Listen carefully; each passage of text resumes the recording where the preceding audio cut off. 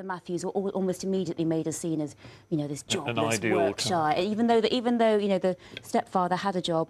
And what he said was how Karen Matthews was made as symbolic of the working classes, this mother of too many children who lives in this terrible estate.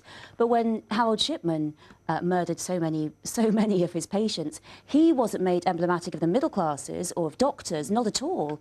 But the working classes are always emblematic of the things that have gone wrong. The point was there are a lot that group is much bigger than we ever think. That say in households in poverty, 6 out of 10 of them have someone in work. That these are incredibly low-paid jobs people are in. That's why they're poor. It's not that they don't want to work, and people are in areas where there just aren't enough jobs to go around. It's not that he's not saying that there are two different types of working classes. He's saying that our notion of people as feckless and having all these children, and there's, you know, huge amounts of teenage pregnancy. There was a great point about a Conservative pamphlet that went out saying 54% of girls under 18 were going to get pregnant in very deprived areas. It was actually a decimal point that was wrong. It was 5.4%, but no one checked it because everyone thought this was possible. So the notion and the belief there was when, you know, the child was 12 to have fathered a small child, the belief we have in working class as, in the media, particularly in the media, and the working class as too feckless and lazy to work, the majority aren't like that.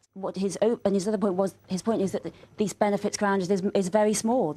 Actually, the absolute amount of benefits grounding we have is tiny, particularly compared to tax evasion. It's much smaller. So we have this notion of our working classes. We don't really have a notion of the honest working classes. We have the chav, we have the Vicky Pollard, particularly of women, and we need a better and more wide. We need a wider notion of what the working classes are, who, as you say, who often are more resistant to war, more resistant to minorities. Well, I thought it was fascinating, and what's particularly fascinating about it was the family story and how there was the great point that the last time two brothers have been in cabinet was in 1938, the two sons of the Earl of Derby. And are we going back to a kind of family politics here, like pit the elder and pit the younger? Is this what's going to happen? Like the American South, that we're going back to a kind of politics in which things run through in dynasties? And I was thinking, you know, Tolstoy, he's got a lot to answer for with his suggestion that all happy families are alike, only unhappy families are different in their own way, that only unhappy families are interesting, because the book and most of the coverage we get of Ed and David is all about how it's brotherly rivalry. It's Blair and Brown all over again, between two brothers, and they must hate each other because they're brothers, and they must detest each other.